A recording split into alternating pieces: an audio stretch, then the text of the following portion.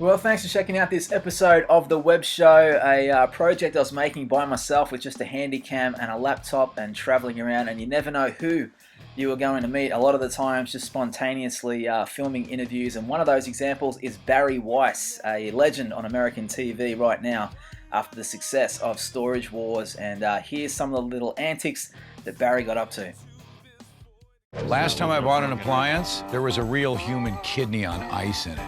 Professional massage table. I wonder if this unit will have a happy ending. I don't really want to spill this everywhere.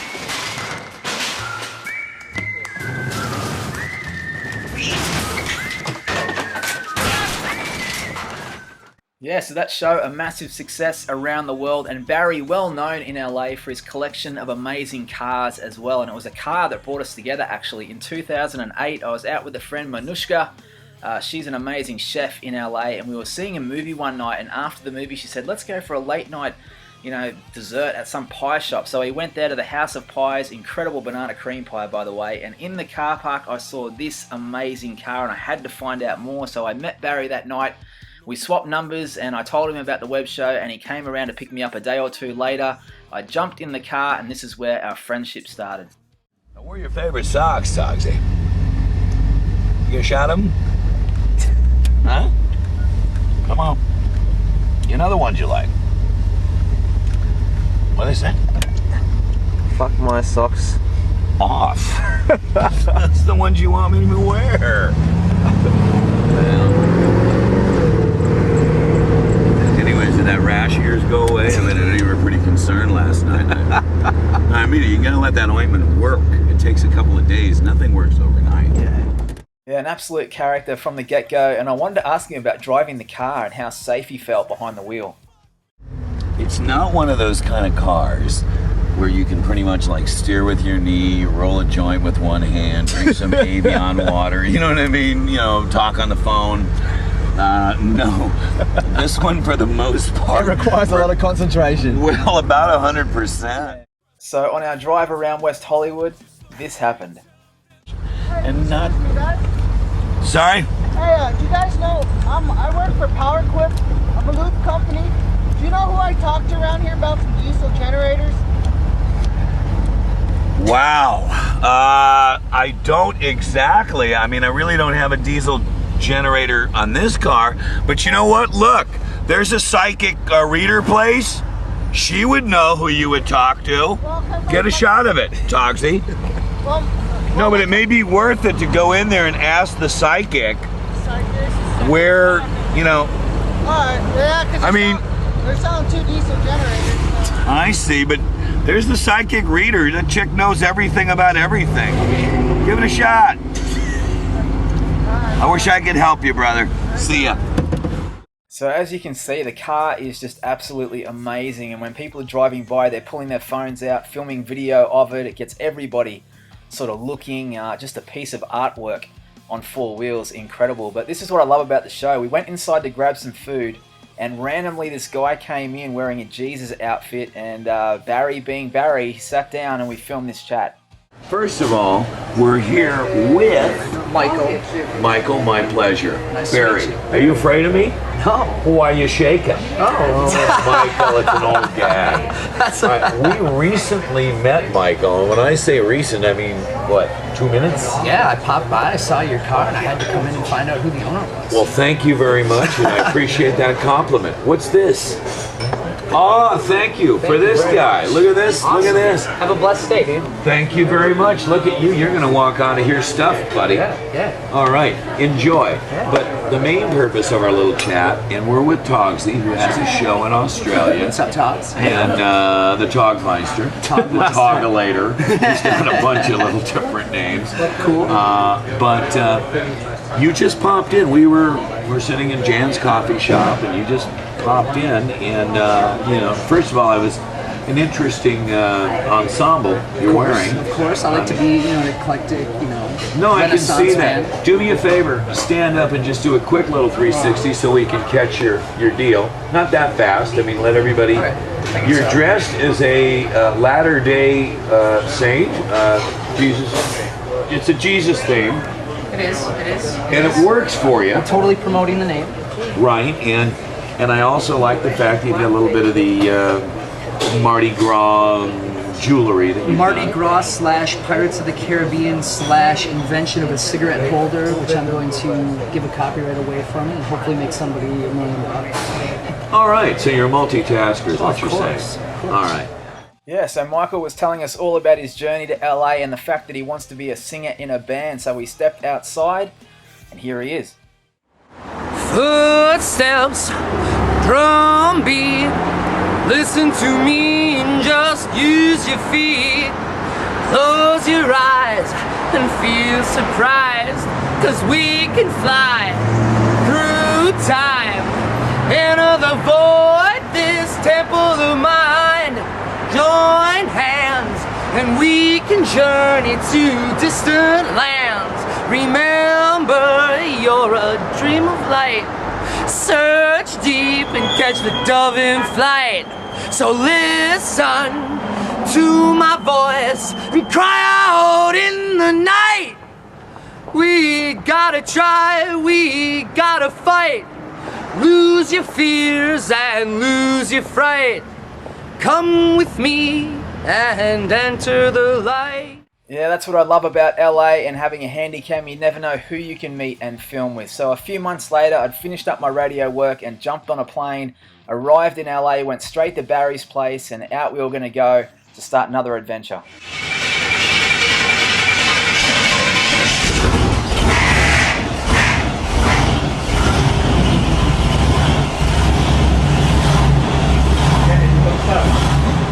Yeah, so Barry had some friends over from Europe and I jumped in the car with them to get some footage of Barry on the road with his big black beast.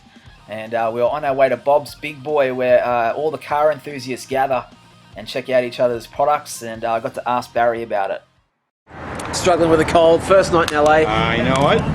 Where are we? Big Boy, but where are we? Well, actually, we're in what's called Toluca Lake, California, near Burbank. And this place was built in 1949. And the interesting thing about it, it's obviously still around today and healthy as ever.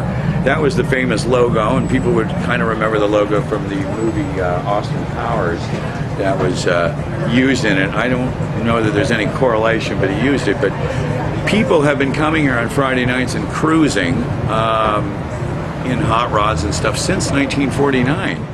Yeah, so it was fun to walk around. I remember it being freezing cold, but all the people checking out everyone's cars, Barry's car proving very popular, and it didn't take us long for Barry to find some people to chat with. Cool, it's a speedster. With the original patina. Is this your shopping cart? Yeah. Is it? Oh, I got it. Lowered, Pardon? where you pulled up in Yeah, is that the Cadillac. black one. Thanks a lot. I love your I like your shopping cart too.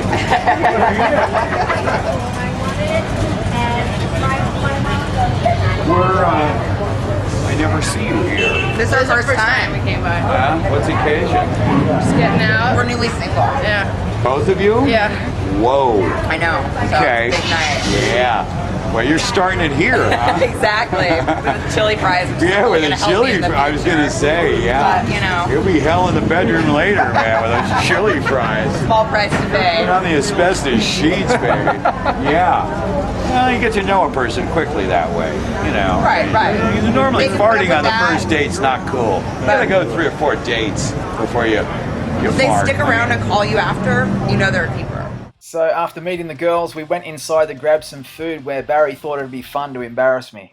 I just want to say that my buddy Andrew here is 25 years old tonight. I'd like to have everybody just wish him a happy birthday. He's come out of the closet, or the cupboard, whatever it is, and he's good with it. Let's give him a big hand.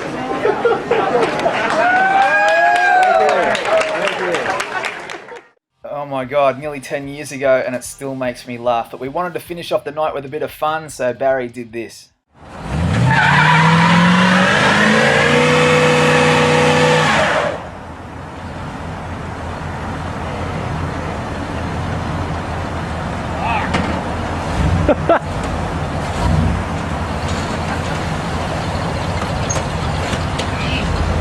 Smoke in the car. Yeah, so there it is, a pretty funny way to wrap up the first night. Now I was staying at Barry's place, so the next day in the afternoon because we were up pretty late. He said, let's take the hot rod out for a spin. I want to show you these amazing hills. So we jumped in it, turned the camera on, and as usual, lots of laughs. Get a shot here as we run into this bus. Get in there! Ah! Get that? Good. You see these hills, when you go over them in a car, you can't see over the other side. The streets are so steep that once a year they have a bicycle race up this hill called Fargo or Baxter. Right. And up until about 8 years ago with these new bikes, you know, they had to even traverse at the top. Look, I'll show you. Streets are so steep. That is one massive hill. I told you, man. Here's Baxter. Right. Oh, fuck. Dude. Like a roller coaster, Daddy. Man, that is crazy. Isn't it? Yeah. We used to come up here on motorcycles and stuff.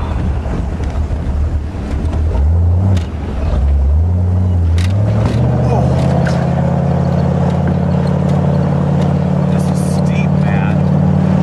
You can't even see over the top. Shit. Another Very one. bumpy too. Oh. Yeah, here's another one. Not a good place to lose your brakes. Not a good place, no. You don't have a handbrake in this either, do you? It's not working. I'm serious. Something I gotta look at. Yeah, maybe we should be gentle with it from now on. We are. Yeah. Come on, man. They're gonna have fun. Oh, fuck.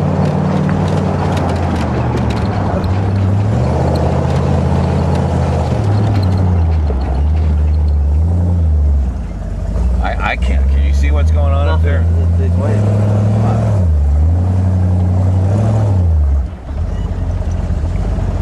Wow.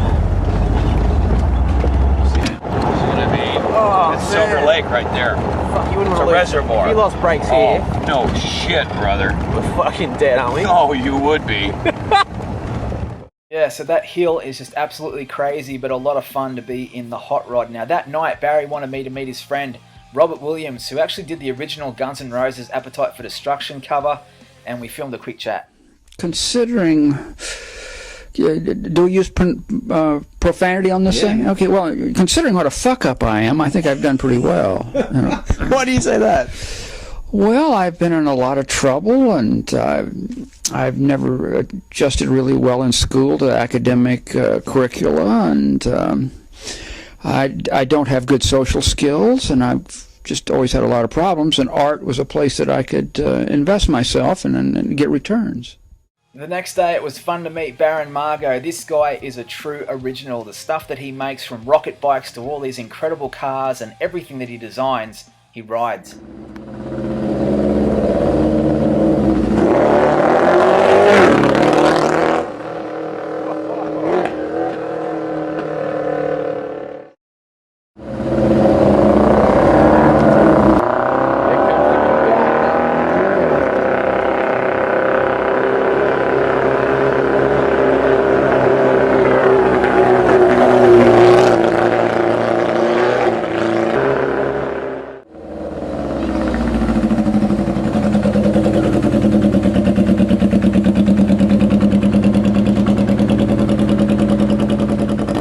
Where did the inspiration come for, say, this Through my machine artwork. here? Yeah. You know, it's just an extension of my artwork. And I took it a step further where I do things that, you know, that I could actually ride. Art pieces that are, you know, like my artwork, my submarines, Jules Verne submarines. But, you know, these I can ride.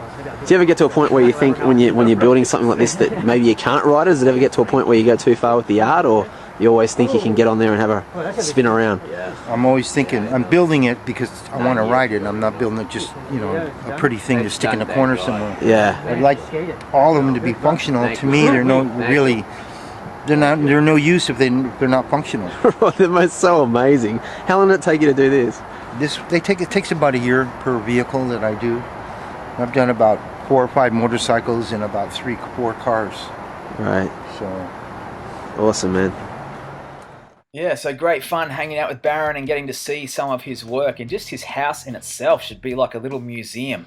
I mean, it's incredible from outside to the inside. It's like an incredible film set. And it was great to spend some time with him and ask him some questions. How did you get involved in art? How did it all come about for you? I always collected cars when I was young. I always had 2 or 3 automobiles I was working on, and then it just, evolved around other stuff. Like, what advice do you have for people out there that maybe dream of doing art and creating, but sometimes they doubt themselves? Do you have any advice for people out there that want to create? Yeah, just get a space. It doesn't have to be a garage. It's just a space that you need, and you can build it. I build cars and motorcycles right in my driveway. I don't have a fancy workshop. Don't let that discourage you, not having a really nice fancy, because I see guys with incredible garages with every tool that you can imagine, and they're not working on a project. And that to me that hurts me when I see that. Okay. But I don't have a space or a giant workspace, but I don't complain. I just build it wherever I am, wherever I can. Yeah. Outside, indoors, the driveway, front yard, whatever. And do you feel like I love asking people too about like proving anything's possible, and I guess with your art you're proving that. Like, are you a big believer in that? Anything's possible? Oh yeah. That's what these are things that I think about, and then I just build them. I like to think about something and then build it as the thought is in my mind and have it come out close to that. And I've been fortunate enough in a lot of the vehicles where that's happened. Where, I sort of vision building something and I just do it. Yeah. And it comes out the way it comes out. Absolutely awesome. Great to meet you here in your place, and thank you, sir. Come again. Yes, there he is, a legend in LA, Barron Margo, and the rocket bikes and spaceship vehicles that he makes are absolutely incredible. If you should check out his website, barronmargo.com. Now, later that night, something completely different. We ended up meeting British porn star Alexis Silver. I think we ended up catching up for dinner at the Dresden or something like that. And her and Barry got talking about the movie The Silence of the Lambs and one of the classic scenes. And somehow, I don't know why, but we ended up recreating it.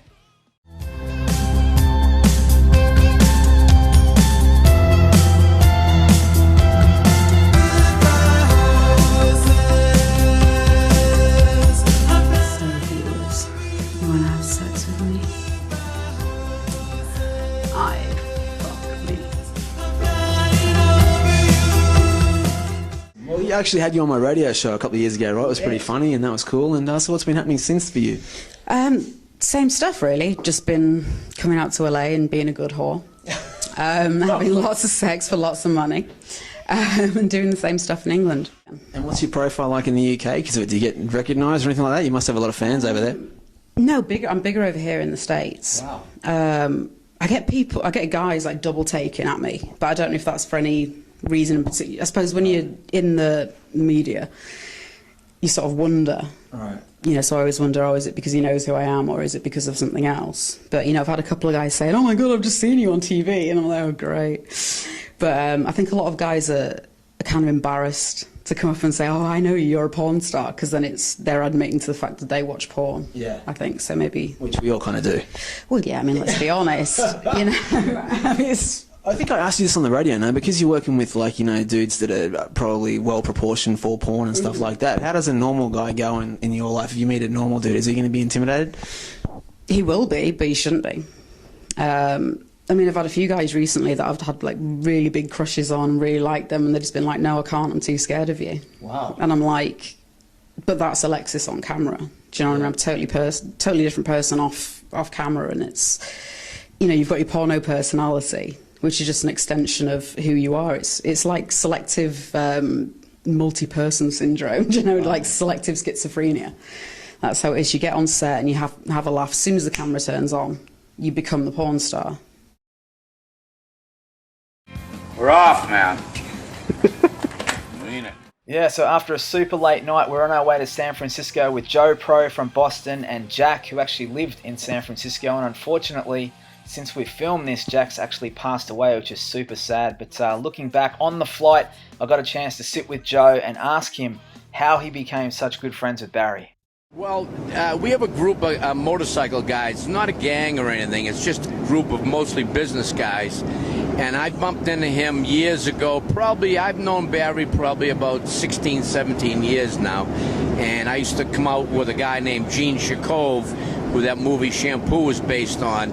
And Gene got a little bit older, and then Barry and I started hooked up. And he says that when you come out to L.A. for this big love ride out there called that Jay Leno does for handicapped kids. So when I come out, Barry said, "Stay with me." I says, "Oh, great, thanks, Barry." So we got to hook up, and then in 1994, I had a cancerous brain tumor, and Barry called me out, and he says, "Hey, when you're feeling better, come on out, and we'll do a little traveling together." So we went all over the United States on a couple of different buses. And then we started hitting Europe, Italy, Spain, Amsterdam, Holland, and then lately we just come back like 4 months ago in 2007. We were in Brazil, Argentina, and Chile. Some fun adventures, right? Oh, unbelievable. With Barry, it never stops. It's just balls to the wall all the time with him. Go, go, go, and just fun, laughing all the time. So he's a great guy, and like I said, he's always helped me out, because right now I'm on disability because, like I said, I had that brain tumor. So Barry's been great, always helping me out, just a super nice guy. Yeah, have you slept with Barry? Yes, I have. I've checked his oil 3 or 4 times. Yeah, so it was a super fun adventure meeting the guys. We jumped in Jack's truck and drove down to San Jose. There was a special event on with Arlen Ness, who's a legend in the motorcycle world. Some of these bikes were just, you got to see them to believe how amazing they look. And he's a bit of a legend in that world. And Barry had some presents for Arlen, and of course I had my camera to capture the action. I know you're a golfer. A serious one, I might add. It's a buddy of mine from Australia. Say hello to Togsy. Hey, Alan. Hey, how you doing? He's here from Australia. Brought it all the way from L.A., buddy. I'm going to open it up for you. Okay. You're serious about your golf game, aren't you? I mean, does your putting need any help? No, this is a carbon Kevlar. Okay. I got one for Corey. Let me open it up. Yeah. Arlen, let me just get a quick shot of this putter. There you go. See, no, that's going to help your game, Arlen. I mean, Oh my God! that's for Arlen. Go ahead. Look, get a picture of Arlen with his club. That's it. Carbon Kevlar head on that. And look at that. Be prepared to take 8 or 10 strokes off your game, my friend. Yeah, so there you go. Only Barry would give someone a gift like that. Now, after hanging out there for a while and checking out all the incredible bikes, we went outside and there was this huge demonstration going on, a protest march. And Joe Pro thought it'd be pretty cool to jump in and join in. Jump right in front. Here you go.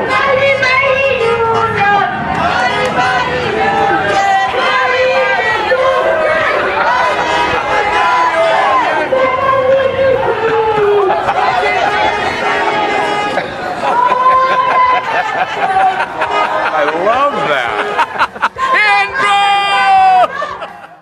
Yeah, so always lots of laughs with those guys. Now, that night we were at AT&T Park in San Francisco. Barry loves his motocross, so we went there to check out the big race and won by an Aussie in Chad Reed. And then the next day, catching up with Jack. And how long have you been living here for? I've been here all my life, born and raised. I was born in Oakland and raised in Oakland. Went to school in Oakland, and I hang out in San Francisco all the time. Love the city. It's amazing, isn't it? There's a lot of cool shit here, man. It's a lot of fun, but you kind of got to know it. If you're just a tourist, you come in, the tourist things aren't as much fun as the little sleazy bars and stuff in the basements and that kind of stuff. It has a dirty underbelly. Right. As does any town. That's Oakland on the other side. That's the Bay Bridge. So it was super fun just cruising around. Still the best car chase scene ever was Steve McQueen coming over Bullet. these things. Yeah. What a fucking scene that, I mean, if you're really watching it, you'd think you're in the car. That's, to this day, the best chase scene ever. It is, I agree, Jack. And this is some of the scene from that famous movie Bullet.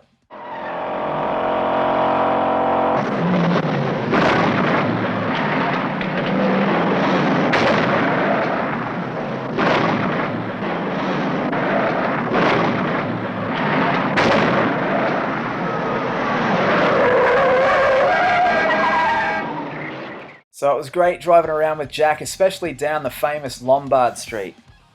How'd you like to live on this street? Wow. Oh, man. This is unbelievable. How about coming up and down on a bike And in then this look at wet? the views. Yeah. It's amazing, isn't it? Wow. Wow. This is unbelievable. Huh, Andrew? It's crazy. Check isn't it? this out, baby. Well, this is a good day. Usually this is like bumper to bumper traffic. Is it? Because tourists come here, you know, they want to come up and down this thing. Sure, right. There's Alcatraz. There's a great That's view. a great view. Yeah. Look at that.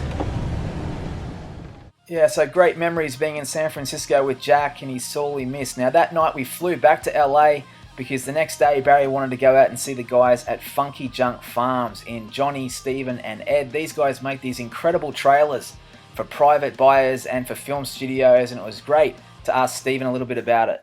And what's your background with this? How did you get into this? Well, I used to drag race cars and build exotic, crazy stuff, just cars and stuff like that. And I was working with a buddy of mine on a show, and all of a sudden he said, "Hey, let's get into trailers." Yeah, I started looking into them, and all of a sudden here we are. Wow. With these old vintage style trailers. Okay. And now we started doing them just for ourselves, and somebody else said, "Hey, I want one," so we built one for them, and then all of a sudden started building them for clients. They want something for a backyard cottage, we do it for them. If they want something for a movie set to use as their dressing room, we build that. So super fun being out there, a small glimpse at some of the work these guys do, and Barry now in classic Jack Nicholson mode, telling a joke before we left. The National Poetry Contest had come down to two people, right? A redneck from Texas and a Harvard graduate. And they were given a word, and the word they were given was Timbuktu. You realize that's a real place, right? Timbuktu, do you know that? It is. It is in Africa. It is. It's a real place. Okay. So they were given 2 minutes in which to integrate that word Timbuktu into a poem for the championship. First guy gets up, the Harvard graduate, and he says, slowly across the desert sands trekked a lonely caravan, men on camels, 2 by 2, destination Timbuktu. Crowd goes crazy. Now the redneck gets up there and he says, me and Tim a huntin' went, met 3 whores in a pop-up tent. They was 3 and we was 2. So I bucked 1 and Tim bucked 2. There you go, buddy. Yeah, so there it is, the end of a fun adventure with a home video camera. Anything's possible, and who knows, if Manushka and I didn't go for a late night dessert, we wouldn't have met Barry, and all this wouldn't have happened. So that's what I love about making the web show. Thanks for watching.